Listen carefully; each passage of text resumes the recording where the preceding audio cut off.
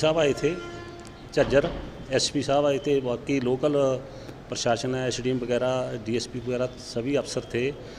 उनने बार बार ये बात की है पहले तो भी सड़क है, जो सड़क रोकी हुई है वो किसानों को रोकी है। हमने बोला भी सरकार जी है सड़क किसानों ने नहीं रोकी, सड़क जी रोकी हुई है वो दिल्ली पुलिस वालों रोकी गई है।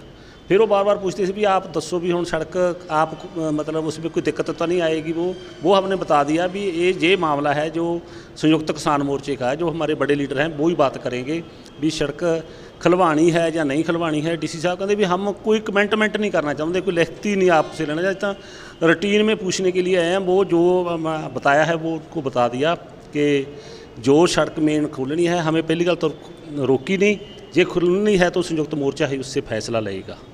ये बात है एसडीएम डीसी साहब से हमारी हुई है कि जो छोटी वाली गली है, जो मेन रोड है, तो वो तो छोटी वाली गली भी दिल्ली पुलिस की रोकी हुई है। वो जोड़े आस पास वाले लोग हैं उनको दिक्कत आती है।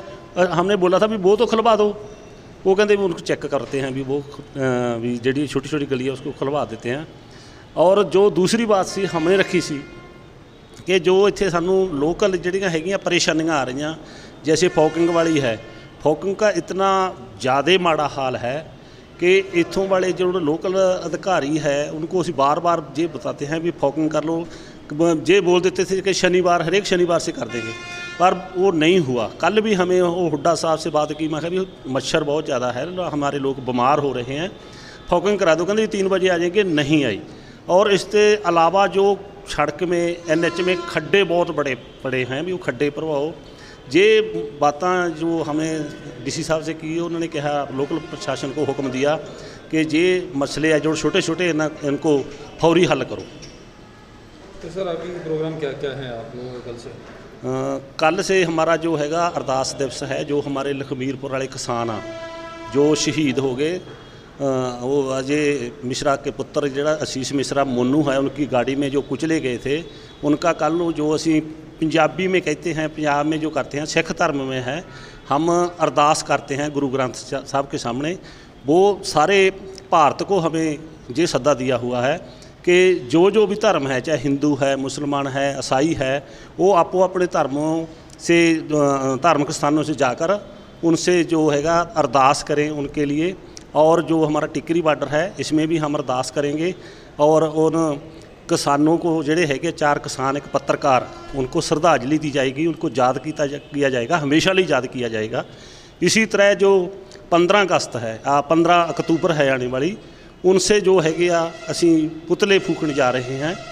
अगे रावण के कुंभकर्ण के पुतले फूकते थे लोग देश में, अब जो है मोदी के ते अमित शाह के, और हरियाणा में खट्टर के, यूपी में योगी के, और पंजाब के जो इन्हों के बड़े हैगे बीजेपी के लोग, उनके पुतले जलाए जाएंगे। गरेवाल जैसे गरेवाला, दूजा सुरजीत जैनिया, जो होर भी है, उसके पुतले जोड़े है वो साड़े जाएंगे। इसीलिए पूरे भारत को सद्दा दिया है कि इस बार जो है वो सरकार के पुतले फूके जान, ना कि रावण। तो इससे 18 को रेल रोको 10 बजे तो ला के शाम के 4 बजे तक जोड़ा है रेल रोको आंदोलन होएगा। उनका जो आशीष, हाँ, वो गृह राज्य मंत्री को फौरन इस्तीफा दे और उनके जो पर्चा दर्ज किया है उनको गिरफ्तार करे।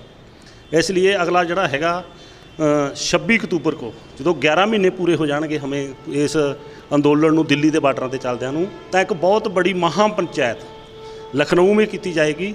जो पहला मुजफ्फरनगर में करी सी हमने, उनसे भी ज़्यादा बड़ी जी हैगी आ।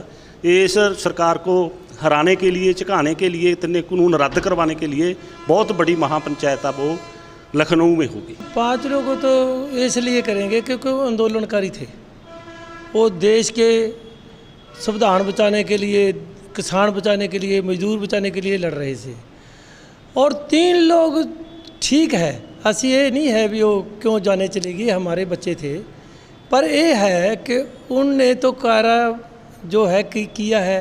पर फिर भी असी उन लोगों को ये नहीं कहते, असी कोई इस खुशी नहीं हाँ इस बात में, साढ़े बच्चे हैं, साढ़े हिंदुस्तान के भारतीय हैं, वो भी तो चले गए, माड़ी की बात हुई, चलो ठीक है। पर असी 5 लोगों की शहीदी जो मानते हैं भी 5 लोग तो शहीद हैं जो लड़े हैं, इसलिए असी उनका जो शहीदी दिहाड़ा जोड़ा उनकी अरदास है वो करेंगे। और पुतले भी दहन करने का प्रोग्राम ਪੁਤਲੇ ਤੋਂ ਇਸ ਲਈ ਉਜਾਲੇ ਜਾ ਰਹੇ ਨੇ ਕਿਉਂਕਿ ਸਾਡੇ ਦੇਸ਼ ਦਾ ਜਿਹੜਾ ਲੋਕਤੰਤਰ ਹੈ, विधानपालिका है, कार्यपालिका तो गई, कोई संविधान नहीं है, और न्यायपालिका भी कुछ हाथ उठा है। न्यायपालिका कुछ ठीक है फिलहाल, पर ज़्यादा तौर पे ਉਹਦੇ भी हथ जो लोगों की आवाज़ है उठी है। ਇਸ ਲਈ कार्यपालिका ਨਿਆਂਪਾਲਿਕਾ ਵਿਧਾਨਪਾਲਿਕਾ ਨੂੰ ਬਚਾਉਣ ਲਈ, ਦੇਸ਼ ਨੂੰ ਬਚਾਉਣ ਲਈ ਫਿਰ ਕੁਝ तो पुतले फूकने पेंगे, क्योंकि देश पहले आज़ाद भी कराया है। 37,500 लोगों की जानें चली गई है, देश फिर आज़ाद होया। हुण भी 750 टिकरी बॉर्डर से थे और सिंघू बॉर्डर से शहीद तौरते हैं। फिर देश के लिए बचाने लिए कुछ ना कुछ तो करना पड़ेगा, तो पुतले तो जलाने पेंगे। हाँ, शुरू में डीसी साहब ने यही क्वेश्चन किया था कि भाई अब ये रास्ते रोक रखे, इनके बारे में बात करनी है। रास्ते किसानों ने तो रोक ही नहीं रखे। ये रिपोर्ट अभी बताया डीसी साहब ने कि हमने भी रिपोर्ट भेज दिया कि भाई किसानों ने नहीं रोक रखे। और ये साइड में जो घूम के जाते हैं अंदर लोग, ये सारे वहाँ भी दिल्ली पुलिस ने बैरिकेड लगा रखे हैं, और इस साइड में भी ये दिल्ली पुलिस ने रोक रखे हैं। किसान तो दिल्ली में जा रहा था, अब भी वहीं जाने का प्रोग्राम है, उन्होंने रोक रखे हैं, बैठे हैं। आप लोगों ने रोक नहीं रखे, दिल्ली पुलिस ने रोक रखे, लेकिन आप लोग कह देते हो कि रास्ते खोल दो, हम तो दिल्ली चले जाएंगे। हाँ जी, और इसीलिए वो रास्ते बंद है कि कहीं आप लोग वापस दिल्ली की तरफ कूच ना कर दो। सर वापस कहाँ, दिल्ली में तो हम गए नहीं है ना, और जाएंगे तब कह के जाएंगे। रास्ता रोक रखा है, उस टाइम भी दिल्ली जा रहे थे। तो अब अगर फिर दिल्ली पुलिस बैरिकेड हटा लेती है तो दिल्ली जाने का प्रोग्राम वो तो सर वो शुरू से ही है, दिल्ली में ही जाना है। वहीं तो सारे कानून भी वहीं बने हैं, कानून भी वहीं बने हैं, वापस भी वहीं होने हैं। कंपनियां वहीं मिलेंगी, प्रधानमंत्री तो कहीं रहते नहीं, कंपनियां वहीं मिलेंगी, उनसे वहीं बात होगी।